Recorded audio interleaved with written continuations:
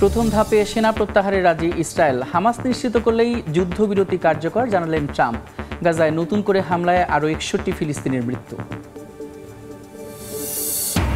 ইসরায়েলে আটক থাকা অবস্থায় ফ্লোটিরার অধিকার কর্মী থুনবার্গকে নির্যাতনের অভিযোগ। দেয়া হয়নি পর্যাপ্ত খাবার। গাজা অভিমুখে রওনা দিয়েছে আরও 2টি ত্রাণের জাহাজ। ইউক্রেনের যাত্রীবাহী ট্রেনে রুশ আক্রমণ, কয়েকজন হতাহত। জবাবে কিরিশি তেল শোধনাগারে ড্রোন হামলা ইউক্রেনের। মস্কোকে গোয়েন্দা তথ্য সরবরাহ করছে চীন, দাবি কিয়েভের। ন্যাশনাল গার্ড মোতায়েনের ঘোষণায় উত্তপ্ত যুক্তরাষ্ট্রের ওরেগন। নিরাপত্তা বাহিনী অভিবাসীদের সংঘর্ষ। পরিস্থিতি নিয়ন্ত্রণে সাময়িকভাবে সিদ্ধান্ত স্থগিত। এবং যুক্তরাষ্ট্রের সঙ্গে ঘনিষ্ঠ হতে নতুন কৌশল পাকিস্তানের। মার্কিন ব্যবসায়ীদের জন্য আরব সাগরে বন্দর নির্মাণের প্রস্তাব। দুই দেশের প্রাথমিক আলোচনা।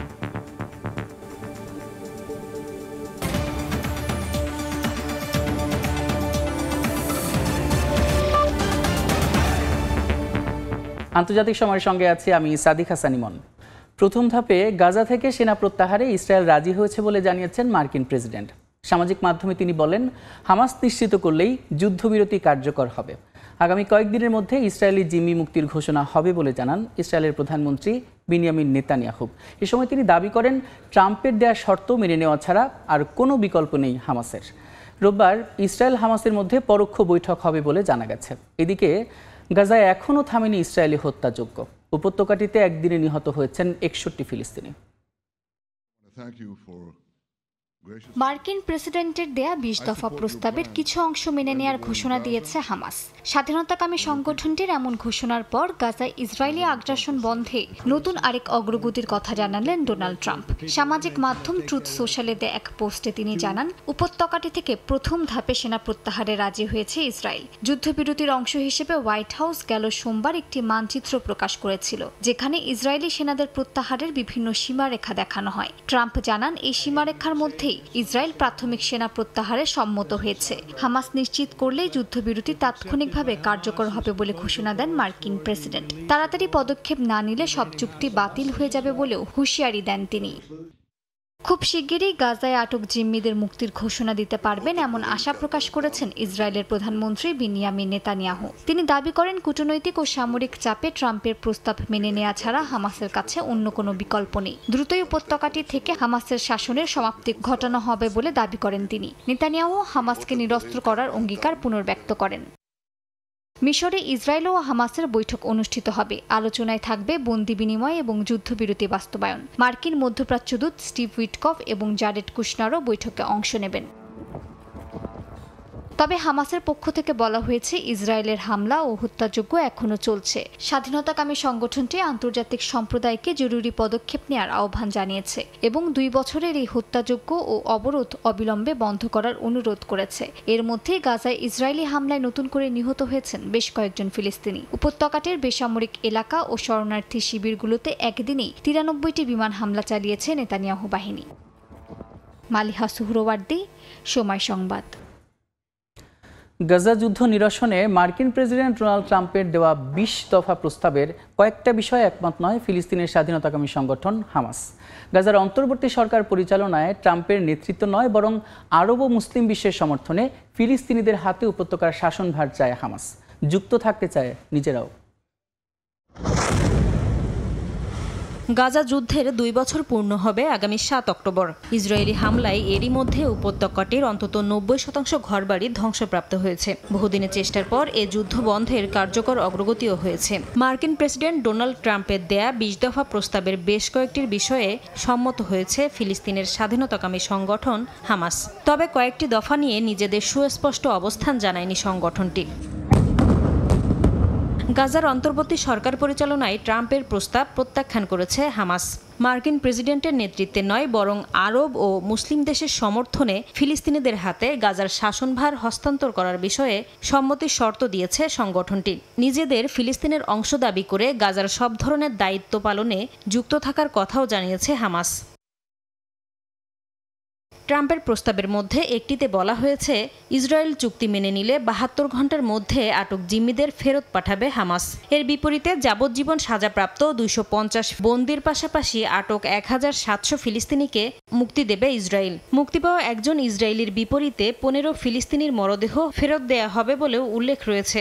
হামাসের কাছে এখনও ৪৮ জিম্মি আটক রয়েছে বলে দাবি ইসরায়েলের, যার মধ্যে জীবিত রয়েছে ২০ জন। ট্রাম্পের গাজা যুদ্ধ বন্ধ ও উপত্যকা থেকে ইসরায়েলি সেনা পুরোপুরি প্রত্যাহারের প্রস্তাবেও একমত হয়েছে হামাস। তবে কয়টি ধাপে ইসরায়েল সেনা প্রত্যাহার করবে তা নিয়ে কোনো মন্তব্য করেনি সংগঠনটি। এদিকে গাজা ভূখণ্ডে ইসরায়েলি দখলদারিত্ব প্রত্যাখ্যান করেছে তারা। ইসরায়েলি সেনারা ফিলিস্তিনি বন্দি মুক্তির পর তাদের পাঠাতে একটি নির্ধারিত সীমানা খুলে দেওয়ার কথাও উল্লেখ আছে মার্কিন প্রেসিডেন্টের প্রস্তাবে। গাজা পুনর্গঠন, দ্রুত খাদ্যপণ্য, ওষুধসহ বিভিন্ন ধরনের ত্রাণ পাঠানোর কথাও প্রস্তাবে বলা হয়েছে। ট্রাম্পের এই উদ্যোগকে স্বাগত জানিয়েছে হামাস। নাসরিন রুমি, সময় সংবাদ। ইসরায়েলি হেফাজতে থাকা পরিবেশ কর্মী গ্রেটা থুনবার্গকে নির্যাতনের অভিযোগ তুলেছেন ফেরত আসা মানবাধিকার কর্মীরা। জানান, গ্রেটাকে ইসরায়েলি পতাকা হাতে ছবি তুলতে বাধ্য করা হয়, দেওয়া হয়নি পর্যাপ্ত খাবার এবং পানীয়। তবে এই অভিযোগ অস্বীকার করেছে ইসরায়েল। এদিকে ফ্রিডম ফ্লোটিলা কোয়ালিশনের নতুন 2টি জাহাজ গাজার উদ্দেশ্যে রওনা দিয়েছে। এ নিয়ে মোট 11টি জাহাজ আন্তর্জাতিক জলসীমা অতিক্রম করে মানবিক সহায়তা পৌঁছে দেওয়ার চেষ্টা করেছে। আর এরই মধ্যে আটক 470 কর্মী থেকে 137 জনকে তুরস্কে পাঠিয়েছে ইসরায়েল। কীটপতঙ্গে ভরা একটি সেলে আটকে রাখা হয়েছে সুইডেনের পরিবেশ কর্মী গ্রেটা থানবার্গকে। ইসরায়েলি সেনাবাহিনী তাকে দেয়নি পর্যাপ্ত খাবার ও পানি। তুরস্কে ফেরত পাঠানো মানবাধিকার কর্মীরা জানান, দীর্ঘ সময় শক্ত মেঝেতে বসে থাকতে বাধ্য করায় তার শরীরে ঘা ও র্যাশ দেখা দিয়েছে বলে জানিয়েছেন গ্রেটা। অন্য এক বন্দী জানান, ইসরায়েলি সেনারা থানবার্গকে জোর করে পতাকা হাতে দাঁড় করিয়ে ছবি তোলে। সেই পতাকাগুলোর পরিচয় এখনো নিশ্চিত নয়। তুরস্কের এক মানবাধিকার কর্মী জানান, গ্রেটাকে চুল ধরে টেনে নিয়ে যায়, মারধর করে এবং ইসরায়েলি পতাকা চুমু খেতে বাধ্য করা হয়। ইসরায়েলি সেনাবাহিনীর আমাদের প্রতি আচরণ ভয়াবহ ছিল। গ্রেটার শরীরে তারা ইসরায়েলি পতাকা জড়িয়ে দেয় আর যেভাবে খুশি তাকে ঠেলে ধাক্কা দিয়ে টেনে নিয়ে যায়। খুব আক্রমণাত্মকভাবে একটা প্রাইভেট রুমে গ্রেটাকে ধাক্কা দিয়ে ঢুকিয়ে দেওয়া হয়। এরপর বেন গভির সেখানে এসে সেই রুমে ঢোকে। পুরো ব্যাপারটাই ছিল ভয়ানক। শনিবার আটক 470 জনের মধ্যে 137 জনকে তুরস্কে ফেরত পাঠায় ইসরায়েল। তাদের মধ্যে 36 জন তুরস্কের নাগরিক সহ যুক্তরাষ্ট্র, সংযুক্ত আরব আমিরাত, Algeria, Morocco, Italy, Kuwait, Libya, Malaysia, Mauritania, Switzerland, Tunisia ও জর্ডানের নাগরিক রয়েছেন বলে জানায় তুরস্কের পররাষ্ট্র মন্ত্রণালয়। ফেরত আসা এই মানবাধিকার কর্মীরা ইসরায়েলি সেনাবাহিনীদের এমন পশুসুলভ কর্মকাণ্ডের কথা তুলে ধরেন। এক বিবৃতিতে ইসরায়েল দাবি করেছে, সব বন্দীকে আইনানুগভাবে পানি, খাদ্য, চিকিৎসা ও আইনি সহায়তা দেওয়া হয়েছে। থানবার্গ সম্পর্কিত খবরগুলো সম্পূর্ণ মিথ্যা ও বিভ্রান্তিকর। এদিকে ফ্রিডম ফ্লোটিলা কোয়ালিশনের নতুন 2টি জাহাজ গাজার উদ্দেশ্যে রওনা দিয়েছে। এ নিয়ে মোট 11টি জাহাজ আন্তর্জাতিক জলসীমা অতিক্রম করে মানবিক সহায়তা পৌঁছে দেওয়ার চেষ্টা করছে। অভিযানটি ইসরায়েলের অবরোধ ভাঙার চ্যালেঞ্জ হিসেবে দেখা হচ্ছে। নতুন 2টি জাহাজ ঘাসান কানাফানি ও আল আউদা 170 আন্তর্জাতিক কর্মী বহন করছে। প্রধান জাহাজের মধ্যে রয়েছে ডক্টরস অ্যান্ড জার্নালিস্ট শিপ বা আল দামির, যা বিশ্বের বিভিন্ন দেশের চিকিৎসক ও সাংবাদিকদের বহন করছে। মালিহা সুহরওয়ার্দী, সময় সংবাদ। গাজায় ইসরায়েলি আগ্রাসন বন্ধের দাবিতে ইউরোপের বিভিন্ন দেশে দেশে তীব্র বিক্ষোভ চলছে। যুক্তরাজ্যের প্যালেস্টাইন অ্যাকশন গ্রুপের 5 শতাধিক বিক্ষোভকারীকে গ্রেফতার করা হয়েছে। এছাড়াও ইতালি, স্পেন, ফ্রান্স, আয়ারল্যান্ড ও পর্তুগালেও ফিলিস্তিনের সমর্থনে রাস্তায় নামেন হাজারো মানুষ। সাউন্ড গ্রেনেডের শব্দে ছেয়ে যায় ইতালির রাজধানী রোমের রাজপথ। গাজায় ত্রাণবাহী নৌবহর ফ্লোটিলায় ইসরায়েলি হামলার প্রতিবাদে টানা 4র্থ দিনের মতো শহরটিতে বিক্ষোভ চলছে। প্রায় 4 লাখের মতো সাধারণ মানুষ রাস্তায় প্রতিবাদে অংশ নিয়েছেন। বিক্ষোভ চলাকালীন আন্দোলনকারীদের সঙ্গে সংঘর্ষে জড়ায় স্থানীয় নিরাপত্তা বাহিনী।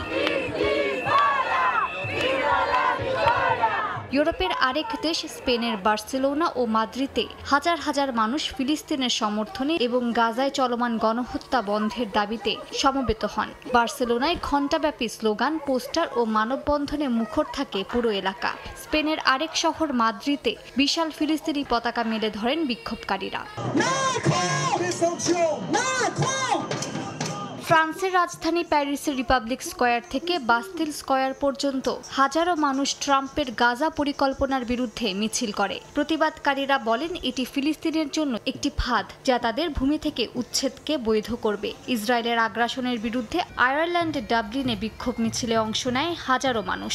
সরকারকে আরও কঠোর পদক্ষেপ নেওয়ার আহ্বান জানান তারা। পর্তুগালের লিসবনেও হাজারো মানুষ ফিলিস্তিনের সমর্থনে রাজপথে নেমে আসেন। যুক্তরাজ্যের লন্ডনে প্যালেস্টাইন অ্যাকশন জোটের সমর্থকরা ফিলিস্তিনের পক্ষে ও ইসরায়েলের বিপক্ষে স্লোগান দেন। এ সময় শত শত বিক্ষোভকারীকে গ্রেফতার করে স্থানীয় পুলিশ। যুক্তরাজ্য সরকার জুলাই মাসে এই সংগঠনকে নিষিদ্ধ ঘোষণা করার পরও সংগঠনটি ফিলিস্তিনের পক্ষে আওয়াজ তোলা বন্ধ করেনি। মালিহা সুহরওয়ার্দী, সময় সংবাদ। ইউক্রেনের সুমি অঞ্চলে যাত্রীবাহী ট্রেনে রাশিয়ার ড্রোন হামলায় একজন নিহত হয়েছেন, আহত হয়েছেন অন্তত ৩০ জন। জবাবে রাশিয়ার লেনিনগ্রাদ অঞ্চলের কিরিশি তেল শোধনাগারে ড্রোন হামলা চালায় ইউক্রেন। এদিকে রাশিয়ার ড্রোন হামলা মোকাবেলায় ইউরোপের স্বরাষ্ট্রমন্ত্রীদের জার্মানিতে একটি বৈঠক অনুষ্ঠিত হয়। এর মধ্যে ইউক্রেনের গোয়েন্দারা দাবি করেছেন রাশিয়ার সেনাবাহিনীকে স্যাটেলাইট চিত্র ও গোয়েন্দা তথ্য সরবরাহের মাধ্যমে ইউক্রেনে হামলার নির্ভুলতা বাড়াতে সহযোগিতা করছে চীন। কোনো কূটনীতি বা আলোচনা যেন থামাতে পারছে না রাশিয়া ইউক্রেন যুদ্ধের ভয়াবহতা। স্থানীয় সময় শনিবার ইউক্রেনের সুমি অঞ্চলের একটি রেল স্টেশনে যাত্রীবাহী দুটি ট্রেনে ভয়াবহ ড্রোন হামলা চালায় রাশিয়া। হামলায় একটি ট্রেন আগুনে পুড়ে যায় এবং উদ্ধার কাজ চলাকালে দ্বিতীয় ড্রোন আঘাত হানে। এই ঘটনায় বেশ কয়েকজন হতাহত হন। ঘটনাস্থল রুশ সীমান্ত থেকে মাত্র ৫০ কিলোমিটার দূরে, যা ইউক্রেনীয় অবকাঠামোর ওপর রাশিয়ার দৈনিক সামরিক অভিযানের ধারাবাহিক অংশ বলে দাবি করেছে কিয়েভ। ইউক্রেনের প্রেসিডেন্ট ভলোদিমির জেলেনস্কি হামলাটিকে বেসামরিক যোগাযোগ ব্যবস্থায় আতঙ্ক ছড়ানোর কৌশল বলে অভিযোগ করেছেন। তিনি জানান, সাম্প্রতিক সপ্তাহগুলোতে রাশিয়া প্রায় প্রতিদিনই রেলওয়ে ও বিদ্যুৎ স্থাপনা লক্ষ্য করে হামলা চালাচ্ছে, যা ইউক্রেনের শীতকালীন জ্বালানি প্রস্তুতি ব্যাহত করতে পারে। এর মধ্যেই রাশিয়ার জ্বালানি শিল্পে পাল্টা আঘাত বাড়িয়েছে ইউক্রেন। লেনিনগ্রাদ অঞ্চলের কিরিশি তেল শোধনা করে ইউক্রেনীয় ড্রোন হামলায় শনিবার ভয়াবহ বিস্ফোরণ ও অগ্নিকাণ্ডের খবর পাওয়া যায়। ১,৮৪,০০,০০০ টন বার্ষিক সক্ষমতার এই তেল শোধনাগারটি রুশ জ্বালানি সরবরাহে বড় ভূমিকা রাখে। এ হামলায় ইউক্রেনের বিদ্যুৎ কেন্দ্র ও শহরগুলোতে রুশ হামলার প্রতিশোধ বলে দাবি করেছে কিয়েভ। ইউরোপীয় আকাশসীমায় রুশ ড্রোন প্রবেশ ও বিমানবন্দর অচল হয়ে পড়ার ঘটনাগুলো নতুন নিরাপত্তা উদ্বেগ তৈরি করেছে।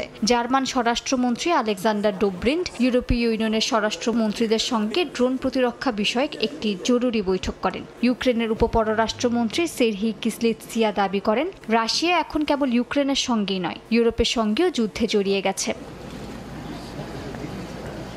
এদিকে ইউক্রেনের গোয়েন্দা সংস্থা দাবি করেছে রাশিয়াকে লক্ষ্যভেদে সাহায্য করছে চীন। স্যাটেলাইট চিত্র ও গোয়েন্দা তথ্য সরবরাহের মাধ্যমে রুশ ক্ষেপণাস্ত্র হামলার নির্ভুলতা বাড়াতে সহযোগিতা করছে বেইজিং। মালিহা সুহরওয়ার্দী, সময় সংবাদ। আন্তর্জাতিক সময় আরও থাকছে। যুক্তরাষ্ট্রের ডালাসে বন্দুক হামলায় ভারতীয় শিক্ষার্থী নিহত, পলাতক অস্ত্রধারীকে গ্রেফতারে চলছে তল্লাশি। পাকিস্তানের সেনা অভিযানে নিহত 14 সন্ত্রাসী।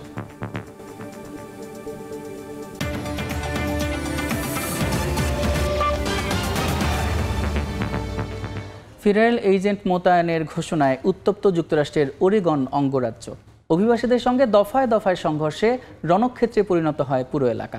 এরই মধ্যে অঙ্গরাজ্যটির ফেডারেল অর্থায়ন বন্ধের হুঁশিয়ারি দিয়েছেন মার্কিন প্রেসিডেন্ট ডোনাল্ড ট্রাম্প। পরিস্থিতি সামলাতে 18 অক্টোবর পর্যন্ত পোর্টল্যান্ডে ন্যাশনাল গার্ড সদস্য মোতায়েনের পরিকল্পনা সাময়িকভাবে স্থগিত করেছেন এক ফেডারেল বিচারক। এদিকে শিকাগো শহরে বর্ডার পেট্রোল সদস্যের গুলিতে এক নারী আহত হয়েছেন। স্থানীয়দের অভিযোগ, শহরে সীমান্ত নিরাপত্তা বাহিনী মোতায়েন করে নজিরবিহীন শক্তি প্রদর্শনের চেষ্টা করা হচ্ছে। স্থানীয় সময় শনিবার অভিবাসীদের তোপের মুখে পড়ে এভাবেই পিছু হটেন যুক্তরাষ্ট্রের অভিবাসন ও কাস্টমস এনফোর্সমেন্ট ICE এর সদস্যরা। এ সময় দেশটির ওরেগন অঙ্গরাজ্যের পোর্টল্যান্ড শহরে অভিবাসন কর্তৃপক্ষের ভবনের সামনে বিক্ষোভকারীদের সঙ্গে পুলিশের সংঘর্ষ হয়। মূলত পোর্টল্যান্ডে ন্যাশনাল গার্ড সদস্য মোতায়েনের বিষয়ে ট্রাম্পের ঘোষণার পর থেকেই উত্তপ্ত হয়ে ওঠে পরিস্থিতি। এরই মধ্যে মার্কিন প্রেসিডেন্ট ডোনাল্ড ট্রাম্প হুঁশিয়ারি দিয়ে বলেছেন, অরাজকতা সৃষ্টি করলে পোর্টল্যান্ড সহ কয়েকটি অঙ্গরাজ্যের ফেডারেল অর্থায়ন বন্ধ করে দেয়া হবে। পোর্টল্যান্ড শহর কর্তৃপক্ষ জানিয়েছে, কোনো আনুষ্ঠানিক নোটিশ বা কারণ না জানিয়ে ট্রাম্প প্রশাসন শহরের তহবিল বন্ধের হুমকি দিয়েছে। এতে স্থানীয় অর্থনীতি ও সরকারি কার্যক্রম আরও ক্ষতিগ্রস্ত হতে পারে বলে শঙ্কা প্রকাশ করেন মেয়র কিথ উইলসন। এমন পরিস্থিতিতে আগামী 18 অক্টোবর পর্যন্ত পোর্টল্যান্ডে 200 ন্যাশনাল গার্ড সদস্য মোতায়েনের পরিকল্পনা সাময়িকভাবে স্থগিত করেছেন এক ফেডারেল বিচারক। একই দিন ইলিনয় অঙ্গরাজ্যের শিকাগো শহরে এক নারীকে গুলি করে আহত করে বর্ডার পেট্রোল সদস্যরা। ঘটনাকে কেন্দ্র করে সৃষ্টি হয় উত্তেজনা। শহরের ব্রাইটন পার্ক এলাকায় পরিস্থিতি নিয়ন্ত্রণে আনতে আইসিই সদস্যরা মরিচের স্প্রে ও রাবার বুলেট ব্যবহার করে। ঘটনাস্থলে গিয়ে দুপক্ষকে শান্ত করে আইন শৃঙ্খলা বাহিনী। এটি ব্রাইটন পার্ক, এটা কোনো যুদ্ধক্ষেত্র নয়। তারা আমাদের ওপর টিয়ার গ্যাস নিক্ষেপ করেছে। দেখুন আমাদের কি অবস্থা। ট্রাম্প প্রশাসন বলছে, সীমান্তে থাকা 19,000 সদস্যের একটি অংশকে এখন বড় শহরগুলোতে সার্চ ফোর্স হিসেবে পাঠানো হচ্ছে। স্থানীয়দের অভিযোগ, সীমান্ত নিরাপত্তা বাহিনীকে শহরে মোতায়েন করে নজিরবিহীন শক্তি প্রদর্শনের চেষ্টা করছেন মার্কিন প্রেসিডেন্ট। এদিকে সরকার বিরোধী আন্দোলনে উত্তাল আফ্রিকার মাদাগাস্কার। প্রেসিডেন্ট আন্দ্রি রাজোয়েলিনার পদত্যাগের দাবিতে বিক্ষোভে টিয়ার গ্যাস ছুড়েছে পুলিশ। পানি ও বিদ্যুৎ সংকট সহ নানা ইস্যুতে সেপ্টেম্বর থেকে এই আন্দোলন চলছে। অন্যদিকে জর্জিয়ার তিবলিসিতে ইউরোপীয় ইউনিয়নে যোগদানের দাবিতে ও সরকারের বিরুদ্ধে বিক্ষোভ করছে হাজারো মানুষ। মৌসুমীর সাথী, সময় সংবাদ। মার্কিন সিনেটের চতুর্থ দফার ভোটেও ব্যর্থ হলো সরকারের অচলাবস্থা কাটানোর উদ্যোগ। রিপাবলিকান ও ডেমোক্র্যাটদের উত্থাপিত দুটি বিলই বিরোধিতার মুখে পাশ হয়নি। শাটডাউনের তৃতীয় দিনে স্থবিরতা আরও জটিল হয়ে উঠেছে। এরই মধ্যে চাপ বাড়াতে ডেমোক্র্যাট অধ্যুষিত শহরের তহবিল স্থগিত করেছেন প্রেসিডেন্ট ট্রাম্প। ওয়াশিংটনে টানা তৃতীয় দিনের মতো চলছে শাটডাউন। সিনেটে রিপাবলিকান ও ডেমোক্র্যাটদের দুটি বিলই গৃহীত হয়নি। এ কারণে সোমবার পর্যন্ত নিশ্চিত শাটডাউন চলবে বলেই মনে করছেন অনেকে। রিপাবলিকানদের দাবি, ইচ্ছাকৃতভাবে সরকারকে জিম্মি করছে ডেমোক্র্যাটরা। তাদের প্রস্তাবেই সমাধান ছিল। ডেমোক্র্যাটরা অযথা বাড়তি ব্যয়ের দাবি তুলছেন। অন্যদিকে ডেমোক্র্যাটরা বলছে, স্বাস্থ্যসেবার ভর্তুকি ছাড়া সমঝোতার সুযোগ নেই। তাদের অভিযোগ, রিপাবলিকানরা আলোচনায় না বসে জনগণের উপর চাপ বাড়াচ্ছে। হাউস মাইনরিটি লিডার হাকিম জেফরিস সরাসরি ট্রাম্পকে অভিযুক্ত করে বলেন, প্রেসিডেন্টের কোনো কার্যক্রম পাওয়া যাচ্ছে না। ট্রাম্প ও রিপাবলিকানদের আসল লক্ষ্য জনগণকে কষ্ট দেয়া এবং স্বাস্থ্যসেবা ধ্বংস করা। এদিকে চলমান অচলাবস্থার মধ্যেই ট্রাম্প শিকাগোর $2.1 বিলিয়ন ট্রানজিট ফান্ড আটকে দিয়েছেন। ডেমোক্র্যাট অধ্যুষিত অঙ্গরাজ্য ও শহরের আরও প্রায় $28 বিলিয়ন বরাদ্দও স্থগিত করা হয়েছে। পাশাপাশি ফেডারেল কর্মী ছাঁটাইয়ের হুমকিও এসেছে হোয়াইট হাউস থেকে। শাটডাউন দীর্ঘ হলে বিমান চলাচল, খাদ্য সহায়তা আর আদালতের কার্যক্রম ঝুঁকিতে পড়তে পারে বলে মনে করছেন বিশ্লেষকরা। নাদিম মারজান, সময় সংবাদ। ট্রাম্প প্রশাসনের ঘনিষ্ঠ হতে এবার বিশেষ উদ্যোগ নিয়েছে ইসলামাবাদ। মার্কিন ব্যবসায়ীদের পাকিস্তানের খনিজ সম্পদ ব্যবহার সহজ করতে আরব সাগরে নতুন এক বন্দর নির্মাণের প্রস্তাব দিয়েছে দেশটি। ব্রিটিশ দৈনিক ফিনান্সিয়াল টাইমসের এক প্রতিবেদন অনুযায়ী পাসনি শহরে টার্মিনালটি তৈরি এবং পরিচালনার কথা ভাবছে যুক্তরাষ্ট্র। পাকিস্তানের সেনাপ্রধান ফিল্ড মার্শাল আসিম মুনিরের উপদেষ্টারা এরই মধ্যে মার্কিন কর্মকর্তাদের সঙ্গে এ বিষয়ে প্রাথমিক আলোচনা করেছেন। জাতিসংঘের ৮০তম সাধারণ অধিবেশনের ফাঁকে যুক্তরাষ্ট্রের প্রেসিডেন্ট ডোনাল্ড ট্রাম্পের সঙ্গে বৈঠক করেন পাকিস্তানের প্রধানমন্ত্রী শেহবাজ শরীফ। তখন ভারত পাকিস্তান দ্বন্দ্বে মধ্যস্থতার জন্য ট্রাম্পকে ধন্যবাদ জানান শেহবাজ। মিত্র তালিকায় ওয়াশিংটনের নাম পাকাপোক্ত করতে নতুন সিদ্ধান্ত নিয়েছে ইসলামাবাদ। ফাইন্যান্সিয়াল টাইমসের এক প্রতিবেদন বলছে, মার্কিন বিনিয়োগকারীরা পাকিস্তানের বেলুচিস্তানের গোয়াদর জেলার পাসনি শহরে একটি আধুনিক বন্দর নির্মাণ ও পরিচালনার প্রস্তাব পেয়েছে। ট্রাম্প শেহবাজ বৈঠকের আগে বন্দরের প্রস্তাবটি তুলে ধরা হয়। ফিনান্সিয়াল টাইমসের প্রতিবেদন অনুযায়ী এটি একটি বেসামরিক বন্দর হবে, যেখানে যুক্তরাষ্ট্রের সামরিক ঘাঁটি স্থাপনের কোনো পরিকল্পনা নেই। মার্কিন বিনিয়োগকারীরা মৎস্য নির্ভর এই শহরকে গুরুত্বপূর্ণ টার্মিনালে রূপান্তর করবে, যার মাধ্যমে পাকিস্তানের গুরুত্বপূর্ণ খনিজ সম্পদ যুক্তরাষ্ট্রে নেওয়া হবে। প্রস্তাবিত পরিকল্পনায় খরচ ধরা হয়েছে প্রায় $120 কোটি, যা পাকিস্তান ও মার্কিন উন্নয়ন তহবিলের যৌথ অংশীদারিত্বে বাস্তবায়িত হবে। কৌশলগতভাবে এর অবস্থান ইরানের চাবাহার বন্দরের ঠিক কাছাকাছি, যেখানে ভারত নিজস্ব বিনিয়োগে অবকাঠামো গড়ে তুলছে। পাকিস্তান থেকে খনিজ রফতানি সম্ভব হলে চীনের উপর নির্ভরতা কমাতে পারবে যুক্তরাষ্ট্র। আর বন্দর নির্মাণের পরিকল্পনা দক্ষিণ এশিয়ার ভূরাজনীতিতে নতুন প্রতিযোগিতা সৃষ্টি করতে পারে বলে মনে করছেন বিশেষজ্ঞরা। যুক্তরাষ্ট্রের পররাষ্ট্র দফতর, হোয়াইট হাউস এবং পাকিস্তানের পররাষ্ট্র মন্ত্রণালয় এ বিষয়ে কোনো মন্তব্য করেনি। মালিহা সুহরওয়ার্দী, সময় সংবাদ। Thai Aluminium. The better is now the best. সহিংস বিক্ষোভে অচল হয়ে পড়েছে পাকিস্তান নিয়ন্ত্রিত আজাদ কাশ্মীর। মুজাফফরাবাদে বন্ধ রয়েছে দোকানপাট ও ব্যবসা প্রতিষ্ঠান। সংঘর্ষে হতাহতের ঘটনায় অব্যাহত রয়েছে আন্দোলন। রাজনীতিবিদ ও সরকারি কর্মকর্তাদের বিশেষ সুযোগ সুবিধার বিরোধিতা করেছেন বিক্ষোভকারীরা। পাকিস্তান নিয়ন্ত্রিত আজাদ কাশ্মীরে সোমবার শুরু হওয়া আন্দোলন পঞ্চম দিনে গড়ালেও উত্তেজনা থামেনি। স্থানীয় সময় শুক্রবার মুজাফফরাবাদ শহরে দোকানপাট বন্ধ, সড়ক ফাঁকা ও পরিবহন স্থবির দেখা যায়। ছোট ছোট মিছিল ও পতাকা হাতে স্লোগানে মুখর থাকে বিক্ষোভকারীরা। সহিংসতায় কয়েকজন হতাহত হয়েছেন বলে জানিয়েছে কর্তৃপক্ষ। শিক্ষা প্রতিষ্ঠান, ব্যবসা ও পরিবহন সেবা বন্ধ থাকায় প্রায় অচল হয়ে গেছে পুরো অঞ্চল। সরকারি টেলিভিশন জানায়, বড় আকারের সংঘর্ষ এড়াতে নিরাপত্তা ব্যবস্থা জোরদার করা হয়েছে। শহরের দোকান মালিকরা জানান, নিরাপত্তা উদ্বেগে ব্যবসা স্থগিত রাখা হয়েছে। খাদ্য, বিদ্যুৎ ও অন্যান্য সেবায় ভর্তুকির দাবিতে বিক্ষোভ শুরু হলেও আন্দোলনের নেতৃত্ব দেওয়া মানবাধিকার জোটের নেতা বলেন, রাজনীতিবিদ ও সরকারি কর্মকর্তাদের অতিরিক্ত সুবিধাই আন্দোলনের মূল ইস্যু। পাশাপাশি পাকিস্তানের অন্যান্য অঞ্চল থেকে পাঠানো প্রতিনিধিদের জন্য কাশ্মীর আইনসভায় বরাদ্দ আসন বাতিলের দাবিও তুলেছেন আন্দোলনকারীরা। তাদের অভিযোগ, এসব আসন ব্যবহার করে বারবার স্থানীয় সরকার গঠন বা ভেঙে দেওয়া হয়। আমরা কারো বিরুদ্ধে না, কোনো দেশ বা প্রতিষ্ঠানেরও বিরুদ্ধে না। আমাদের দাবি পাকিস্তানের নিপীড়িত জনগণেরও দাবি। সময় এলে পাকিস্তানের দরিদ্র ও নিপীড়িত মানুষ কাশ্মীরিদের মতো এক কণ্ঠে বলে উঠবে এবং এই দুর্নীতিগ্রস্তরা সংসদ থেকে দূর হয়ে যাবে। এদিকে প্রধানমন্ত্রী শাহবাজ শরীফের নির্দেশে গঠিত উচ্চ পর্যায়ের কমিটি বৃহস্পতিবার কাশ্মীর জয়েন্ট আওয়ামী অ্যাকশন কমিটির নেতাদের সঙ্গে আলোচনায় বসে। কমিটির প্রধান ফয়সাল জামিল কাশ্মীরি জানিয়েছেন, আলোচনায় অগ্রগতি হচ্ছে বলে তিনি আশাবাদী। এর আগে গত বছরও একই ধরনের বিক্ষোভে কয়েকজন নিহত হওয়ার পর সরকার ২,৪০০ কোটি রুপি অনুদান দেন। ইয়াসিন মোহাম্মদ জিসান, সময় সংবাদ। আন্তর্জাতিক সময় আরও থাকছে। জার্মানির এসেনে বসেছে আলোর উৎসবের 10ম আসর। রং আর শিল্পকলার মেলবন্ধনে সেজেছে গোটা শহর। মুগ্ধ বিশ্বের বিভিন্ন প্রান্ত থেকে যাওয়া দর্শনার্থীরা। যুক্তরাষ্ট্রের ডালাসে বন্দুক হামলায় এক ভারতীয় শিক্ষার্থী নিহত হয়েছেন। হায়দ্রাবাদের বাসিন্দা 27 বছর বয়সী চন্দ্রশেখর পোল স্থানীয় একটি গ্যাস স্টেশনে কাজ করার সময় অজ্ঞাত বন্দুকধারীর তার ওপর হামলা চালায়। 2023 সালে উচ্চশিক্ষার জন্য যুক্তরাষ্ট্রে যান চন্দ্রশেখর। দন্ত চিকিৎসায় স্নাতক শেষ করে তিনি 6 মাস আগে মাস্টার্স সম্পন্ন করেন এবং পূর্ণকালীন চাকরি খুঁজছিলেন। তার পরিবার মরদেহ দেশে ফিরিয়ে আনতে সরকারের সহায়তা চেয়েছে। বিআরএস নেতা সুধীর রেড্ডি ও সাবেক মন্ত্রী হরিশ রাও হায়দ্রাবাদে পরিবারের সঙ্গে দেখা করে ঘটনাটিকে মর্মান্তিক বলে মন্তব্য করেছেন। নিহতের পরিবারের প্রতি সহমর্মিতা ব্যক্ত করে রাও দ্রুত মরদেহ ফিরিয়ে আনতে রাজ্য সরকারের প্রতি আহ্বান জানান।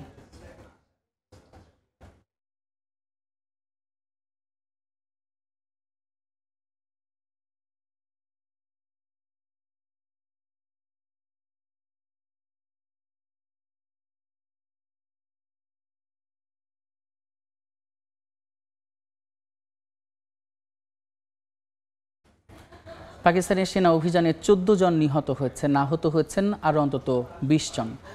স্থানীয় সময় শনিবার এই অভিযান চালানো হয়। দেশটির বেলুচিস্তানের খুজদার জেলায় অভিযান চলাকালীন হতাহতের খবর নিশ্চিত করে পাকিস্তান গণমাধ্যম জিও টিভি। কর্তৃপক্ষ জানায়, অভিযান চলাকালীন দুপক্ষের মধ্যে সংঘর্ষ দেখা যায়।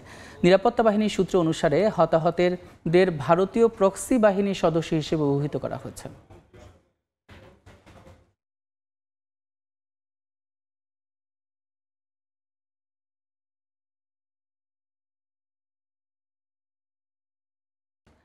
জাপানের রাজনীতিতে এক ঐতিহাসিক পালাবদল। প্রধানমন্ত্রী শিগেরু ইশিবার পদত্যাগের পর শাসক দল লিবারেল ডেমোক্রেটিক পার্টি নতুন নেতা হিসেবে বেছে নিয়েছেন সংরক্ষণশীল জাতীয়তাবাদী সানে তাকাইচিকে। এর মধ্য দিয়ে প্রথমবারের মতো নারী প্রধানমন্ত্রী পেতে যাচ্ছে জাপান। আগামী 15 অক্টোবর পার্লামেন্টে ভোটের মাধ্যমে তিনি প্রধানমন্ত্রী হবেন বলে ধারণা করা হচ্ছে। টোকিও থেকে শাকিল মাহমুদের রিপোর্টে বিস্তারিত। জাপানের শাসক দল লিবারেল ডেমোক্রেটিক পার্টি নতুন নেতা নির্বাচনে শনিবার ভোট আয়োজন করে। নির্বাচনে 64 বছর বয়সী সানে তাকাইচি 5 প্রার্থীর মধ্যে জয়ী হন। প্রতিদ্বন্দ্বী ছিলেন তরুণ রাজনীতিক শিনজিরো কোইজুমি। শনিবারের ভোটে তাকাইচি পেয়েছে 185 ভোট এবং সাবেক প্রধানমন্ত্রী জুনিচিরো কোইজুমির ছেলে শিনজিরো পেয়েছেন 156 ভোট। এলডিপি এখনো পার্লামেন্টের বৃহত্তম দল হলেও সাম্প্রতিক নির্বাচনে তাদের জোট 2 কক্ষেই সংখ্যাগরিষ্ঠতা হারিয়েছে। ফলে কার্যকর সরকার পরিচালনায় তাকাইচিকে বিরোধীদের সহায়তা নিতে হবে। তাকাইচির সামনে চ্যালেঞ্জ এখন দলকে ঐক্যবদ্ধ রাখা এবং স্থবির অর্থনীতিকে পুনরুজ্জীবিত করা। ক্রমবর্ধমান মূল্যস্ফীতি এবং ট্রাম্প প্রশাসনের সঙ্গে শুল্ক চুক্তি বাস্তবায়নের মতো ইস্যুতেও তাকে জটিলতার মুখোমুখি হতে হবে। তবে তার রক্ষণশীল অবস্থান ও জাতীয়তাবাদী মন্তব্যে প্রতিবেশী চীন ও দক্ষিণ কোরিয়া উদ্বেগ প্রকাশ করেছে। তাকাইচি জাপানের সংবিধান পরিবর্তনের পক্ষে এবং তাইওয়ানের সঙ্গে আংশিক নিরাপত্তা জোটের প্রস্তাব দিয়েছেন। দীর্ঘদিন ধরে প্রয়াত প্রধানমন্ত্রী শিনজো আবের ঘনিষ্ঠ সহযোগী হিসেবে কাজ করেছেন তাকাইচি। জাপানে আমাদের নেক্সট যে নতুন প্রধানমন্ত্রী আসবে তাকাইচি চান, উনি যদি আসে আমাদের বিদেশি যে কমিউনিটি আছে তাদের ব্যবসায়িক সুযোগ সুবিধা বাড়বে এবং বহুত বিদেশি কর্মসংস্থান তৈরি হবে। আমরা এখন পর্যন্ত তাকাইচি সানকে খুবই উচ্চ দায়িত্বশীল হিসেবে দেখে এসেছি। দায়িত্বে আসার পর সে কেমন হবে এটাই এখন দেখার বিষয়।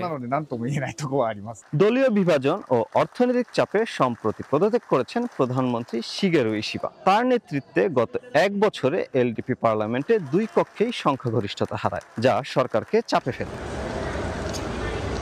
জাপানি নাগরিক ও প্রবাসীরা এই পরিবর্তনকে মিশ্র প্রতিক্রিয়া দেখা দিয়েছে। কেউ আশা করছেন নতুন নেতৃত্বে অর্থনীতির গতি আনবে, আবার কেউ মনে করছেন এতে উত্তেজনা বাড়বে জাপানের পররাষ্ট্র নীতিতে।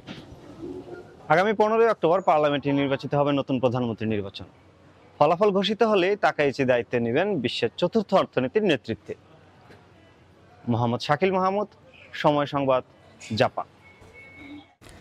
যুক্তরাষ্ট্রের স্বাধীনতার 250তম বার্ষিকী উদযাপন উপলক্ষে প্রেসিডেন্ট ডোনাল্ড ট্রাম্পকে সম্মানিত করতে একটি বিশেষ $1 কয়েনের খসড়া নকশা প্রকাশ করেছে মার্কিন ট্রেজারি। খসড়া নকশায় ট্রাম্পের প্রোফাইল ছবি ও মুষ্টি উঁচু অবস্থায় দৃঢ়তা প্রদর্শনের মুহূর্ত ফুটিয়ে তোলা হয়েছে, যা 2024 সালের জুলাই হামলার পর তোলা ঐতিহাসিক ছবির অনুকরণ। তবে খসড়া প্রকাশিত হলেও আইন অনুযায়ী জীবিত মানুষের ছবি মুদ্রায় রাখা এখনও অনুমোদিত নয়। মার্কিন ট্রেজারি সম্প্রতি $1 একটি বিশেষ কয়েনের খসড়া নকশা প্রকাশ করেছে। যুক্তরাষ্ট্রের স্বাধীনতার 250তম বার্ষিকী উদযাপনের অংশ হিসেবে প্রেসিডেন্ট ডোনাল্ড ট্রাম্পকে সম্মান জানাতে এই বিশেষ $1 কয়েনের নকশা প্রকাশ। নকশার সামনের দিকে ট্রাম্পের ছবি দেখা যায়, যার উপরে লেখা লিবার্টি এবং নিচে 1776 থেকে 2026 খ্রিস্টাব্দ। কয়েনের অন্য পাশে ট্রাম্পকে উঁচু মুষ্টি অবস্থায় দেখানো হয়েছে। মার্কিন ট্রেজারার ব্র্যান্ডন বিচের সামাজিক যোগাযোগ মাধ্যম এক্সে প্রকাশিত পোস্টের মাধ্যমে প্রথমবার খসড়া নকশার ছবি শেয়ার করা হয়। পরে ট্রেজারি অফিসও এটি আনুষ্ঠানিকভাবে প্রকাশ করে। কয়েনের ছবিটি তুলেছিলেন এপির সাংবাদিক ইভান ভুচি, যা 2024 সালের জুলাইয়ে ট্রাম্পের উপর হামলার পর তোলা হয়। মুদ্রায় জীবিত মানুষের ছবি রাখা সংক্রান্ত যুক্তরাষ্ট্রের বিদ্যমান আইনে কোনো অনুমোদন নেই। তবে ট্রেজারির বক্তব্য, এই খসড়া নকশা প্রথমবারের মতো দেশের ইতিহাস ও গণতন্ত্রের শক্তিশালী প্রতিফলন। ট্রেজারির এক মুখপাত্র জানিয়েছেন, শাটডাউন থাকা সত্ত্বেও ট্রাম্পের নেতৃত্বে দেশ 250তম বার্ষিকীতে আগের তুলনায় আরও শক্তিশালী ও সমৃদ্ধ অবস্থায় পৌঁছেছে। চূড়ান্ত নকশা এখনও নির্বাচিত হয়নি, তবে এরই মধ্যে প্রকাশিত নকশা আলোচনার কেন্দ্রবিন্দুতে পরিণত হয়েছে। ইয়াসিন মোহাম্মদ জিসান, সময় সংবাদ। জার্মানির মিউনিখ বিমানবন্দরে আবারও ফ্লাইট চলাচল শুরু হয়েছে। স্থানীয় সময় শনিবার সকাল 7টা থেকে ধীরে ধীরে ফ্লাইট চালু করতে শুরু করে কর্তৃপক্ষ। এর আগে বৃহস্পতিবার রাত 10টার পর রহস্যময় ড্রোন উঠতে দেখে বিমান ওঠানামা সাময়িকভাবে বন্ধ, ফ্লাইট বাতিল করে কর্তৃপক্ষ। শুক্রবার কিছুক্ষণের জন্য চলাচল শুরু হলেও ফের ড্রোন শনাক্তের পর তা আবারও বন্ধ করে দেওয়া হয়। এতে ভোগান্তিতে পড়েন যাত্রীরা। এই ঘটনায় দায়িত্বে অবহেলার অভিযোগে কয়েকজনকে অব্যাহতিও দেওয়া হয়েছে। ড্রোন ওড়ানো ইস্যুতে রাশিয়ার সংশ্লিষ্টতা রয়েছে বলে দাবি ইউরোপিয়ান এভিয়েশন কর্তৃপক্ষের।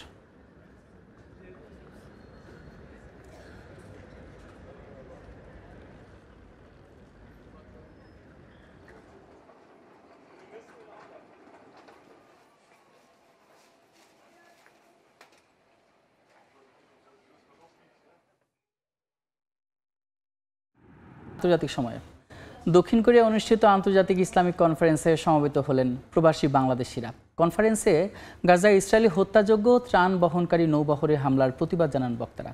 দক্ষিণ কোরিয়া থেকে মোহাম্মদ হানিফের রিপোর্টে বিস্তারিত। দক্ষিণ কোরিয়ার নামিয়াংজুর স্পোর্টস অ্যান্ড কালচার সেন্টারে অনুষ্ঠিত বার্ষিক ইসলামিক কনফারেন্স পরিণত হয় প্রবাসী বাংলাদেশিদের মিলন মেলায়। শনিবার কোরিয়া মুসলিম ফেডারেশনের তত্ত্বাবধানে সংরি মসজিদের উদ্যোগে অনুষ্ঠিত হয় তৃতীয় বার্ষিক ইসলামিক কনফারেন্স।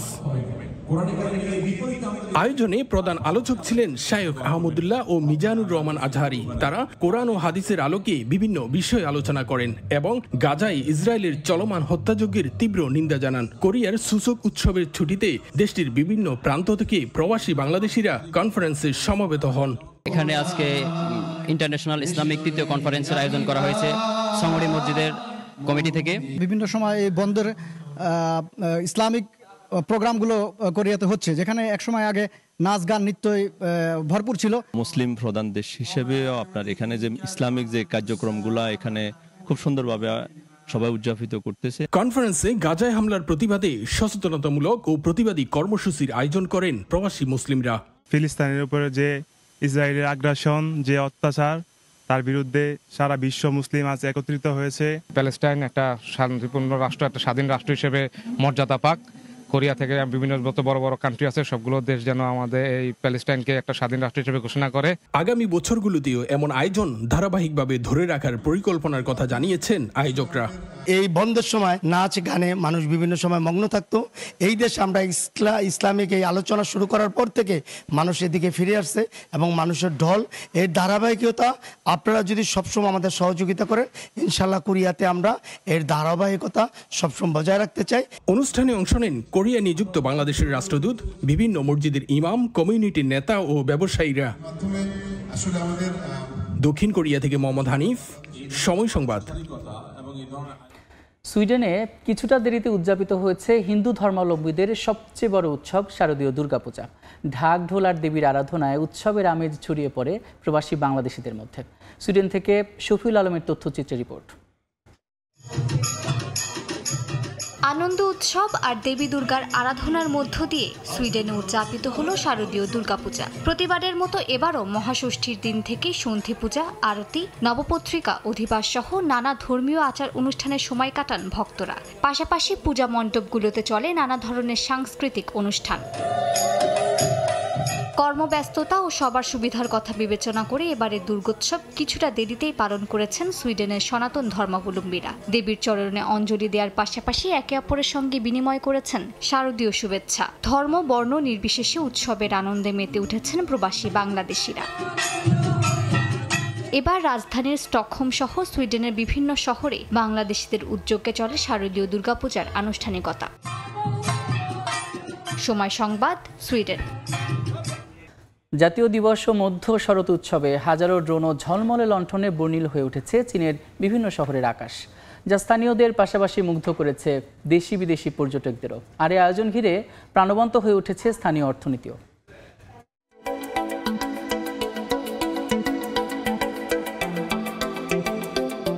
1 থেকে 8 অক্টোবর পর্যন্ত চীনের জাতীয় উৎসব এবং মধ্য শরৎ উৎসবের ছুটি। উৎসবের বর্ণিল আয়োজন দেখা যাচ্ছে বিভিন্ন শহরে। সিচুয়ান প্রদেশের সুনিং শহরের আকাশ আলোকিত করেছে 1300 ড্রোনের প্রদর্শনী। নিখুঁত বিন্যাসে আকাশে তৈরি করা হচ্ছে নানা নকশা ও প্রতীক। স্থানীয় বাসিন্দাদের পাশাপাশি ড্রোন শোতে মুগ্ধ পর্যটকরাও। আমি আজকে ড্রোন শোটি দেখেছি আর এক কথায় অসাধারণ লেগেছে আমার কাছে। এই ড্রোন প্রদর্শনী আমাকে বিশেষভাবে মুগ্ধ করেছে। এটি সত্যি সুন্দর ছিল আর সফরটিও নিঃসন্দেহে সার্থক হয়েছে। জেজিয়া প্রদেশের শাওসিং শহরে 2000 ড্রোনের আলোয় ভরে ওঠে আকাশ। অনেকেই আগে টেলিভিশনে এমন প্রদর্শনী দেখলো, এবার সামনাসামনি দেখে উৎফুল্ল।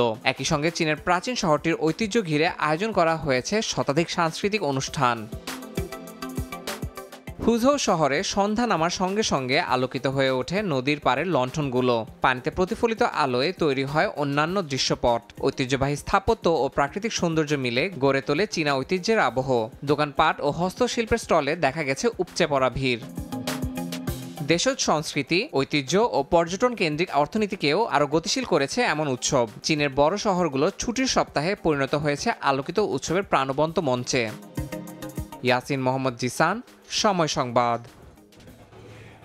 জার্মানিতে অনুষ্ঠিত হচ্ছে এসএন আলোক উৎসবের 10ম আসর। উৎসবে রং আলো আর শিল্পকলার মেলবন্ধনে সেজেছে গোটা শহর। অনুষ্ঠান চলবে আগামী 12 অক্টোবর পর্যন্ত।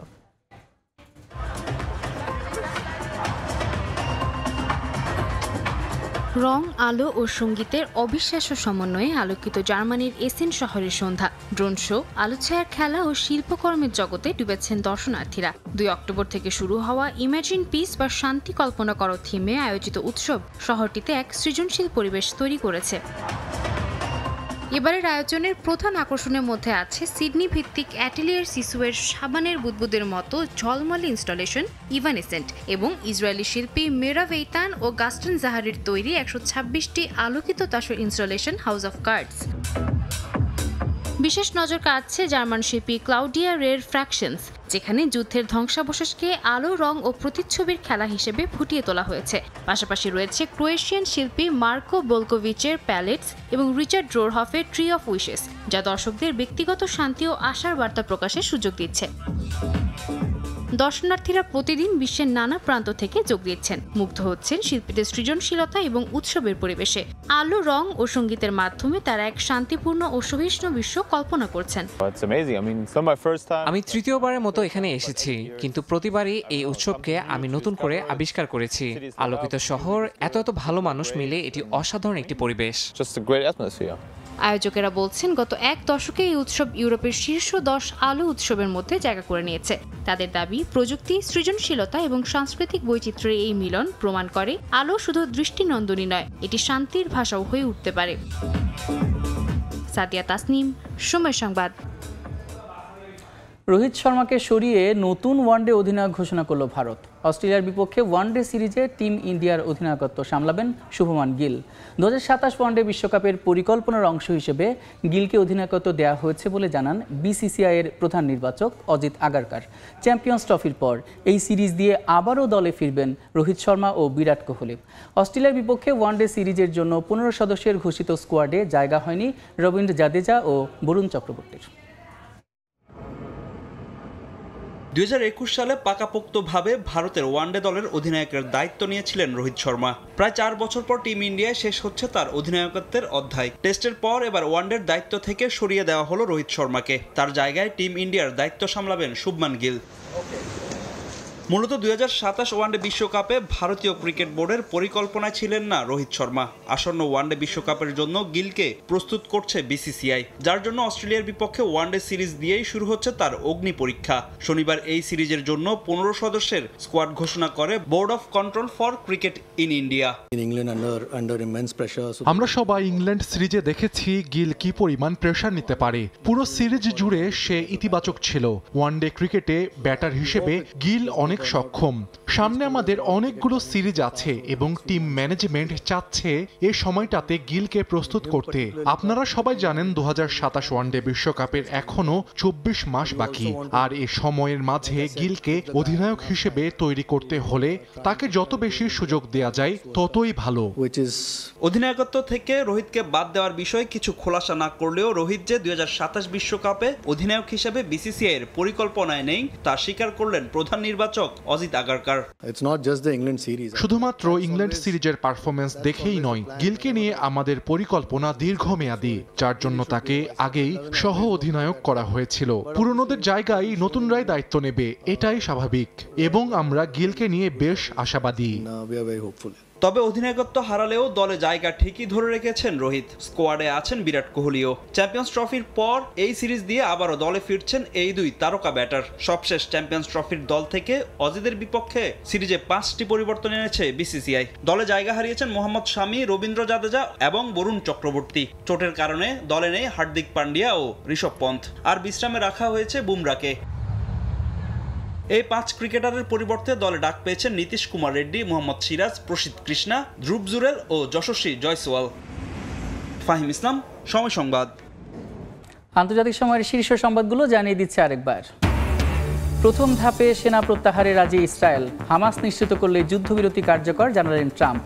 গাজায় নতুন করে হামলায় আরও 61 ফিলিস্তিনির মৃত্যু। ইসরায়েলে আটক থাকা অবস্থায় ফ্লোটিরার অধিকার কর্মী থুনবার্গকে নির্যাতনের অভিযোগ, দেয়া হয়নি পর্যাপ্ত খাবার। গাজা অভিমুখে রওনা দিয়েছে আরও 2টি ত্রাণের জাহাজ। এবং ন্যাশনাল গার্ড মোতায়েনের ঘোষণায় উত্তপ্ত যুক্তরাষ্ট্রের ওরিগন, নিরাপত্তা বাহিনী অভিবাসীদের সংঘর্ষ, পরিস্থিতি নিয়ন্ত্রণে সাময়িকভাবে সিদ্ধান্ত স্থগিত।